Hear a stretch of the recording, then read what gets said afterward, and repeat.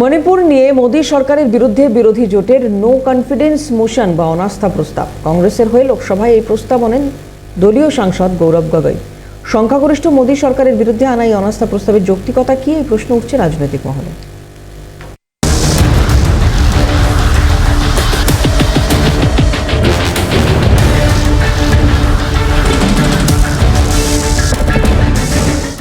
কংগ্রেস বলছে উত্তর পূর্ব ভারতের প্রতিনিধি হিসেবে সংসদের নিম্নকক্ষে দলের সাংসদ গৌরব গগৈ অনাস্থা প্রস্তাব লোকসভায় এনেছেন। প্রধানমন্ত্রী সংসদে এসে মণিপুর নিয়ে মুখ খুলুন, সেটাই প্রস্তাবের উদ্দেশ্য, এমনটা কংগ্রেস সূত্রের খবর। সেই প্রস্তাবে 50 জন সাংসদদের সইও রয়েছে বলে খবর। সেই প্রস্তাব গ্রহণ করেন অধ্যক্ষ ওম বিড়লা। এই প্রস্তাবের উপর আলোচনা কবে পরে জানানো হবে বলে জানিয়েছেন অধ্যক্ষ।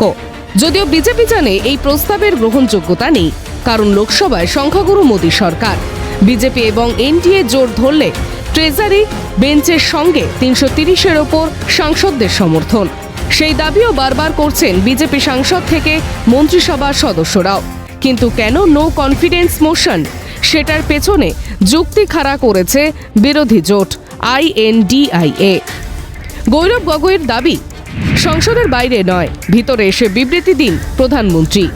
देखिए, इंडिया अलायंस को पता है कि लोकसभा के अंदर हमारी क्या संख्या है, लेकिन ये बात सिर्फ संख्या की नहीं, ये बात मणिपुर की इंसाफ की लड़ाई और मणिपुर के भाइयों और बहनों को आज एक संदेश जाए कि भले ही प्रधानमंत्री मोदी जी मणिपुर को भूल चुके हैं, लेकिन इंडिया अलायंस मणिपुर के इस दुख की घड़ी में उनके साथ खड़ा है और उनके हक की लड़ाई आज हम सदन के अंदर लड़ रहे हैं। और हम बार बार प्रधानमंत्री मोदी जी को कहना चाहते हैं कि सदन के बाहर नहीं, सदन के अंदर आकर देश को संबोधित करें, क्योंकि ये बात सिर्फ अब मणिपुर की नहीं रह गई है, ये बात दूसरे प्रदेशों में फैल रही है।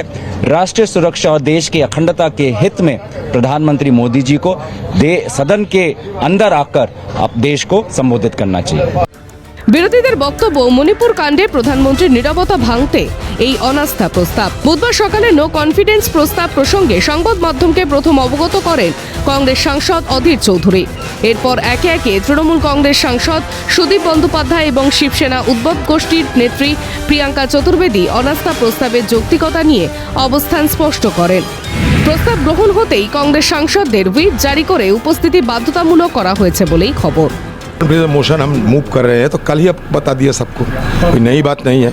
और हमारे पार्टी की तरफ से जब चर्चा शुरू होगी, हम नॉर्थ ईस्टर्न की रिप्रेजेंटेटिव को, मतलब गौरव गोगोई को हम तैनात करेंगे।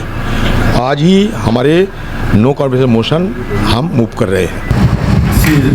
নোটিশটা জমা দেওয়া দরকার, সেটা জমা দিয়ে দেওয়া হয়েছে। একজন সই করেও অনাস্থা প্রস্তাব জমা দিতে পারে, কিন্তু তার পক্ষে যখন স্পিকার মহোদয় গুনতি করতে চান এর পিছনে কতজনের সমর্থন আছে, সেই সমর্থন নিয়ে সকলকে আমাদের হাজির থাকার কথা সেই সভাতে বলা হয়। যে 26টি বিরোধী দল ইন্ডিয়া তৈরি করেছে,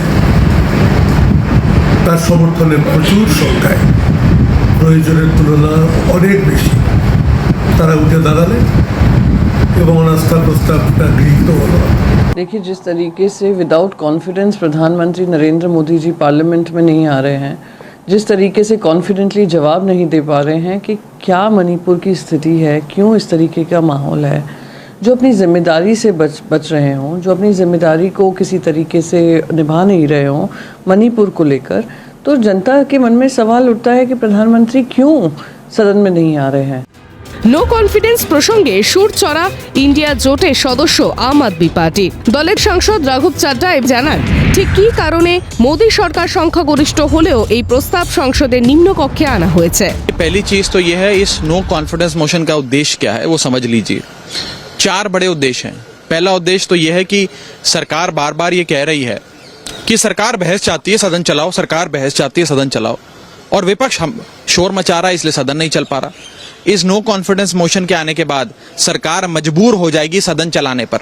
हमें पता है आंकड़े हमारे पक्ष में नहीं, लेकिन लोकतंत्र आंकड़ों की चीज सिर्फ नहीं होती है। मणिपुर जल रहा है, वहां के लोग टकटकी लगा के देख रहे हैं कि हमारे प्रधानमंत्री जुबान कब खोलेंगे। किसी भी और उपकरण से वो जुबान खोल नहीं रहे थे। उंगली की चोट पर ट्वीट करने वाले प्रधानमंत्री मणिपुर में हमारी बहनों के नग्न परेड के बाद भी चुप है, तो शायद अविश्वास प्रस्ताव के बहाने ही उनसे कुछ बुलवाया जा सके, तो यही सबसे बड़ी उपलब्धि होगी। उसी की वजह से ये नो कॉन्फिडेंस मोशन। এদিকে বিরোধী জোটের নো কনফিডেন্স মোশন প্রসঙ্গে খুব একটা বিচলিত নয় বিজেপি। মোদি মন্ত্রিসভার সদস্য থেকে দলীয় সাংসদদের হাবে ভাবেই সেই ইঙ্গিত। মোদি মন্ত্রিসভার দুই গুরুত্বপূর্ণ সদস্য প্রহ্লাদ যোশী এবং অর্জুন রাম মেঘওয়াল এই প্রস্তাবকে গুরুত্ব দেননি। একইভাবে ব্যঙ্গের সুর বিজেপি সাংসদ মনোজ তিওয়ারির কণ্ঠে। তিনি জানান, সংসদের অনাস্থা এবং দেশের মানুষের আস্থা প্রধানমন্ত্রী নরেন্দ্র মোদীর সঙ্গেই। को नो कॉन्फिडेंस दिया है तो अब लोगों के कॉन्फिडेंस माननीय नरेंद्र मोदी जी के ऊपर, भारतीय जनता पार्टी के ऊपर ही है, और जो होगा हम अभी चर्चा करके हम डिसाइड करेंगे। रूल्स में क्लियर कट व्यवस्था दी हुई है कि नो कॉन्फिडेंस मोशन कौन ला सकता है।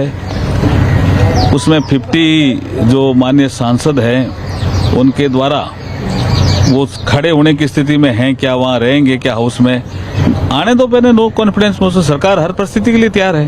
हम तो चाहते हैं मणिपुर पे चर्चा हो।